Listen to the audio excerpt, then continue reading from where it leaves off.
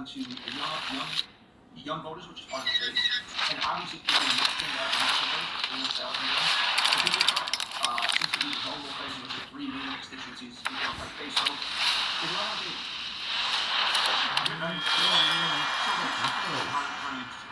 If you think about it, Trump has lost, despite wins like Michigan.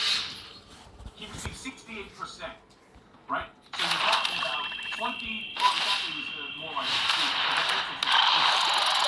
he lost 30%.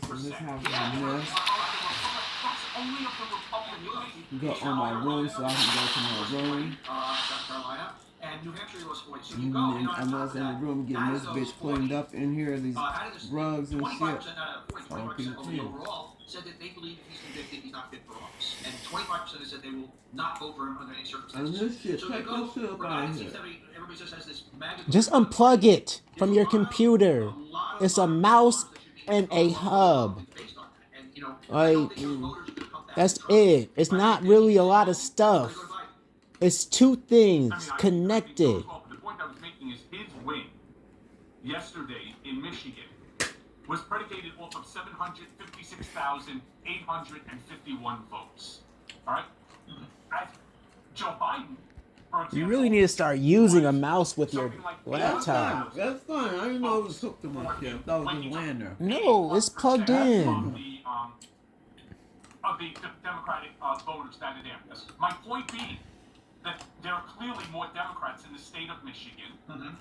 It is the undecideds, the uncommitteds that amounted to about 101,000 or something like that, that they have to worry themselves on. But I think that the pollsters and I think that the pundits are reading this all wrong. There are in Michigan more Democrats. We also have an additional 9 months before the election. We already know that they're trying to figure out something in the Middle East in order to put an end to this Israel-Hamas conflict. That will no doubt change, and for the better, hopefully, like God willing. But the part that I don't understand when it comes to the Muslim community, you may not like what's going on between Israel and Palestine, and I get that. But are they so forgetful that in 2017, the very first executive order that Donald Trump put out, one that was built and orchestrated by Steve Bannon and Steve Miller, was a Muslim ban in the United States, disguised as an immigration ban? I don't think people think that Arab Americans, Muslim Americans are going to go back to Trump. The concern for Democrats is they stay home. And that's the issue. They just say, I'm not voting for you, these guys, particularly if things are the way they are now in Gaza. So I don't think those people are ever going back to Donald Trump. The question is, are they just disenfranchised completely, and does that cut into Biden's face? Understood. And again, I would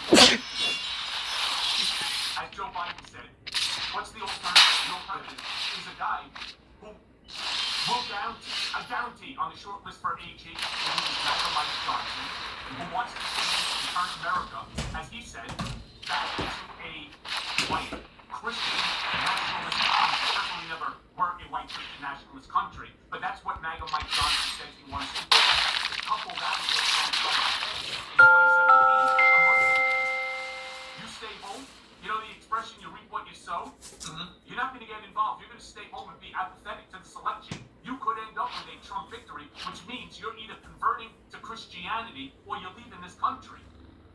Yeah, this is why you're racist, and that. Oh, I'm hungry. Having said that, though, if you're an Arab, and you know how staunchly what Israel is, where I am, and how outspoken I've been on Israel's behalf, is that if the war is still going on and they have relatives that are being bombed, not going to bring them back.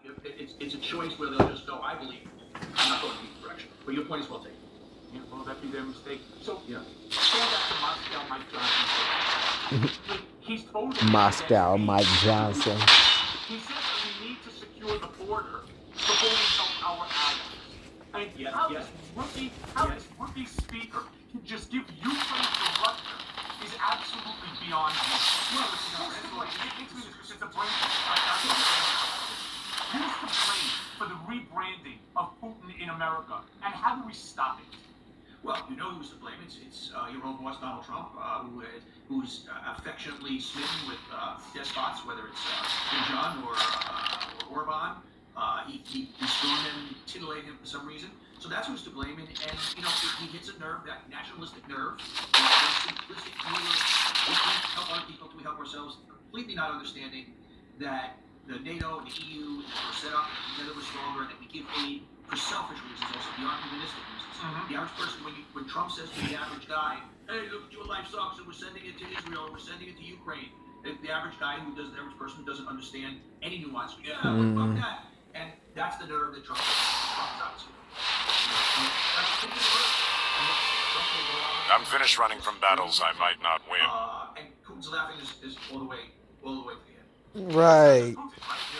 Not just praise him, suck his dick. Nice to see a familiar face. Weird love letter affinity to, right? Kim Jong-un, a guy who,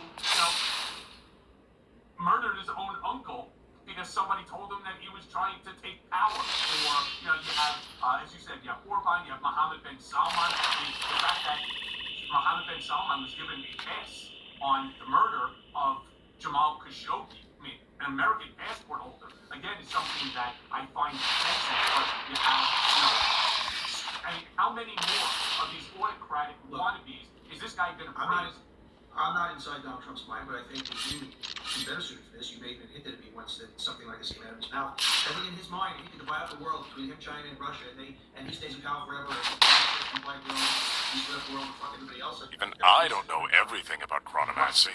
Up until the point, once that existed, assuming that would happen within the next X number of years, because look, he's going to be 80 years old himself soon anyway, right? Nobody is happy with what they have. They always want to do. And by the way, no different than Xi Jinping, no different than Putin, no different than Kim Jong-un. Okay, they'll whack up different pieces of the globe, but then ultimately, one will go against the other, wanting to take that piece too. That's land grabbing history. That's not our own history, right? Yeah. So look, obviously that's not a scenario anyone wants. But what I people do not comprehend how dangerous a next Trump presidency was. He's smart enough, and he would surround himself with the Mattises and the Kellys, and he would have the right AGs in the various states. How people truly don't understand how a democracy as we know it would be over. How he would be his own justice reform, would be his own military. He wouldn't have a Mark Milley. And all the laws wouldn't be there before. And guys like you and me would be targeted. Anybody who was an adversary, a political adversary of his, he'd come out. And it's the playbook is there. It's very clear. But it's not as if though, Donnie, you and I are making this up for the purpose of my listeners, for the purpose of being hyperbolic. These are Donald's own words. In fact, he wants to use SEAL Team 6 to go after his political enemies. He has called for the execution of General Martin Luther and others, president of SNBC. These are not our words. These are us parroting what Donald Trump has said while he's on the campaign trail. One of the things that I turned around and said, I wrote this, and I was just talking on both, my TikTok as well as on Instagram. Throughout Trump's presidency, he's demonstrated a disdain for constitutional norms and a desire to consolidate power. A duel doesn't mean we have to be overly serious. Lighten up. Nobody knows the past better than me. He's transparent. He lets you know what he's going to do. There's not a question. That's what dictators do. When he turned around and said that on day one he wants to rewrite the Constitution, he wants to destroy our tripartite system of government, confer all power onto the executive branch. What is he telling you? He's telling you that as the chief executive, all power will be conferred upon him. Here's another line that Trump has said over the course of the last 3 years, or I should say 7 years, that the president is like a king. He's the first president in history, in the United States history, that has said that the president is the king. So, Michael, my question to you is, and this is unfortunately apparent to many people, not everybody. Democrats are right now. You have to say it's a toss-up. The polls say a lot of different things, but it's a toss-up. Trump seems to be a little ahead in some of the swing states, and so much is going to happen between now and then. It's so imagine. But what do the Democrats do? You were advising the Democrats. I get asked this question all the time. You see, the economy, other than inflation, is rocking. Yet Biden gets terrible grades on the economy. He gets terrible grades on dealing with the Israeli matter. He gets terrible grades on immigration, and nothing is sticking for him. And yet, it's been a very successful presidency. And of course, the big knock is he's too old. So what are you doing, you Democrats? What's the message? So let me take the first part of that. I don't believe in the polls, and I don't believe that this election is going to be the way so many are describing it. The swing states are. I believe it's a massive blue wave. Of course, both the House, Senate, and I believe it's going to be White House. And I say that because we know that. I want to know where my bag at with my And fucking again, it all is predicated on the outcome. seeds and stuff in it. Turnout, which I expect that there will be. I think that there's a big turn. Democrats win and decisively. And that in the front closet, by the front door. Gen Z, as a result of the blunder of the overturning of No. Roe v. Wade, the ongoing continuous Taliban sticking I know they're dealing with mouse boots and coats, but the box of pots, and that's it. Who's that handsome devil? The 50-year stare decisis on the Dobbs decision on Roe v. Wade, which has other implications too, including the overturning of the Bivens case, Obergefell, and so on. Gen Z is not going for it. Now, I'm not talking about the Bible belting, 18-year-old, 21-year-old. I'm talking about the majority of this country, like the vast majority that are watching as women's rights are being stomped on. Now with this latest horse shit dealing with the IVF, that if you have frozen embryo and you dispose of it, you could be charged with murder along with anybody that disposes of the egg. And so on. I mean, we've gotten to a point that we're even further crazy than The Handmaid's Tale, the dystopian story, right? So I don't believe at all that Gen Z is voting for Donald Trump. That's 80%, but that's 80% of a massive block of voters. And who are really the Trump supporters? Who's really the bulk of the Republicans? Like, yeah, you have your very loud morons, you have the white supremacists, you have old people that for some reason think Donald is some fucking, reincarnation of Jesus, the second coming. Right? We both know that he doesn't have a religious bone in his body. So I really believe that as long as Democrats, as long as Joe Biden continues to get out there, and this is what Democrats have not done, they don't let him get out there. Don't do it. I mean, look, that was a mistake to not have him on the Super Bowl. That would have been a friendly place. It's not on Fox. And they're concerned. I mean, the American public is sensing the trepidation on their behalf. Look, both these, the good news for the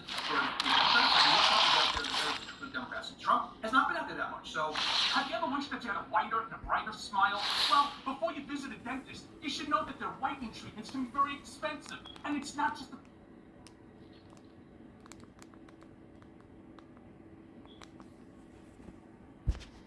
that's smileactives.com/Cohen. Terms and conditions apply, so see the site for detail. It's going to be interesting to see both these guys, because I think both their parties don't want either of their own candidates out there that much. It's kind of a sad state of affairs, but that's where we are.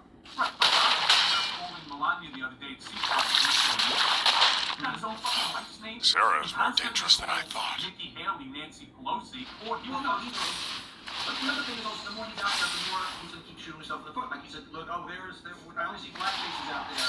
They like me because I'm a criminal. It's nice to see a familiar face. The more that fucking ridiculousness, racist tropes, and other stupid things he says are going to be apparent. So, my hope for the Democrats is that he's just nonstop out there 24/7. If it becomes a referendum on him, the Democrats win. If it becomes a referendum on Biden, the Republicans win. Well said. So look, then you have insurrection Pennsylvania Representative Scott Kennedy, who's out there calling on the House to disinvite President Biden. He's struggling. He's trying to get to that 16. I don't even know how to respond. If it wasn't that this is so stupid, you would cry from it. They're going to disinvite the president from giving the State of the Oh Union shit. address. That's 14. That Biden will blame Republicans for walking away from the border deal. Damn, he got there. He got there. Oh, that was good. Fuck that mother. I think that it's a chance to reset. It's a chance for him to look presidential. and strong, and it's a big moment.